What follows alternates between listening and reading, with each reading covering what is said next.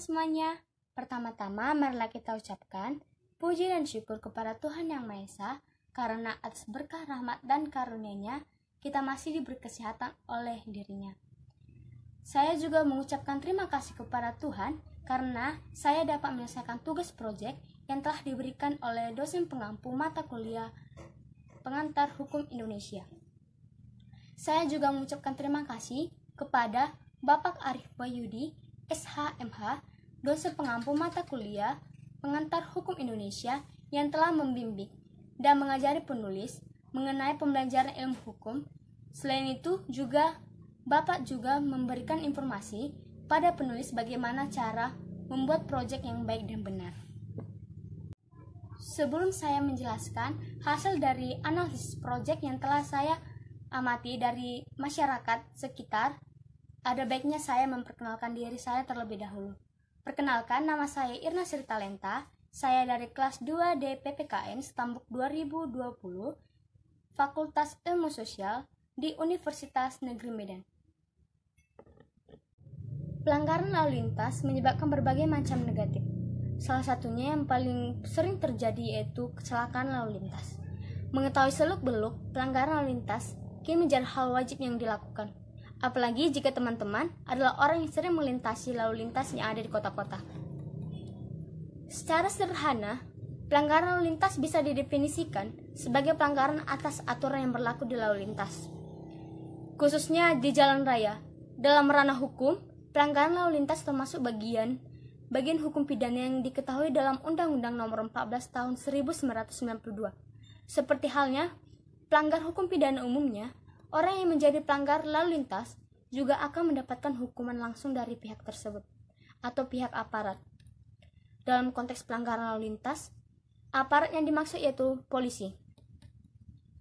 Salah satu contoh yang saya dapat amati, yang saya sering lihat di kota-kota besar atau di kota-kota yang sering saya jumpai, yaitu pengendara motor yang tidak memakai helm.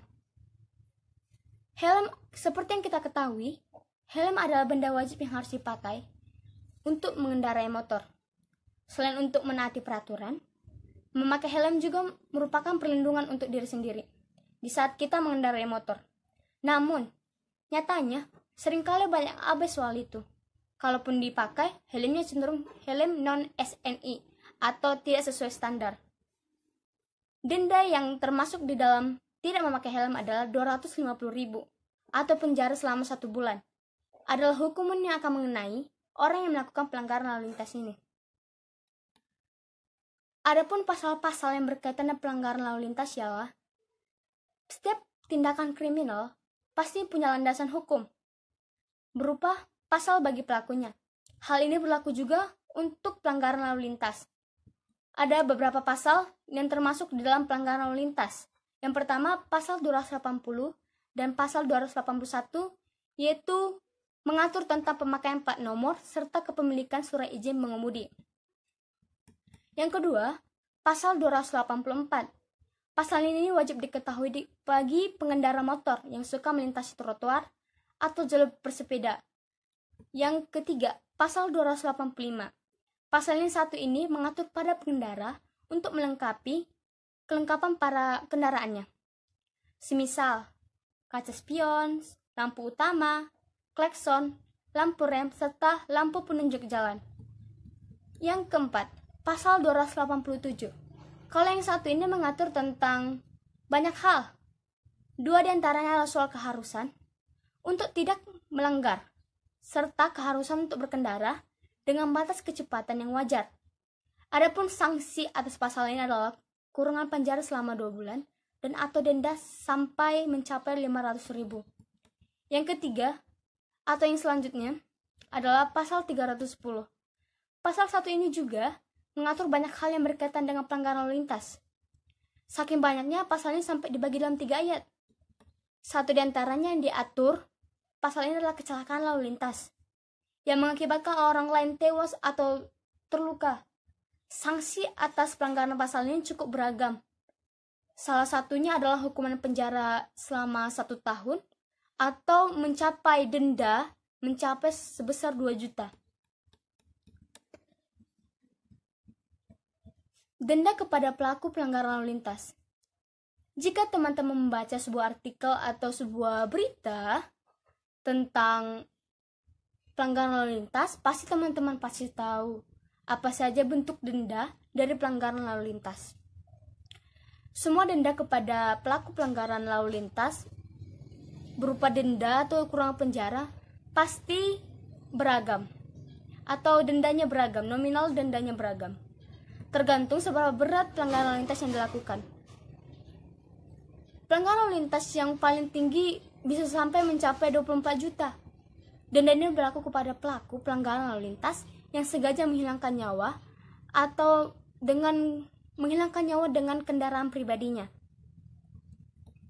Denda uang kepada pelaku pelanggaran lalu lintas bisa diganti dengan hukuman penjara atau bisa juga disertai dengan hukum penjara. Maka tak heran dalam undang-undang ataupun pasal selalu ada kata dan atau hukuman denda dan hukuman penjara.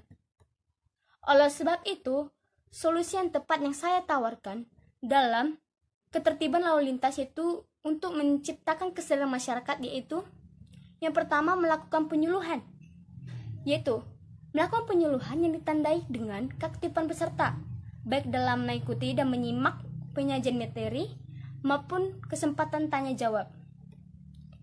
Yang kedua, melakukan peningkatan pengetahuan dan pemahaman tentang hukum mengatur mengenai ketertiban lalu lintas. Yang ketiga, meningkatkan kesadaran masyarakat dengan melakukan penyuluhan meliputi pengertian disiplin, tertib lalu lintas, manfaat tertib lalu lintas, serta jenis-jenis pelanggaran lalu lintas.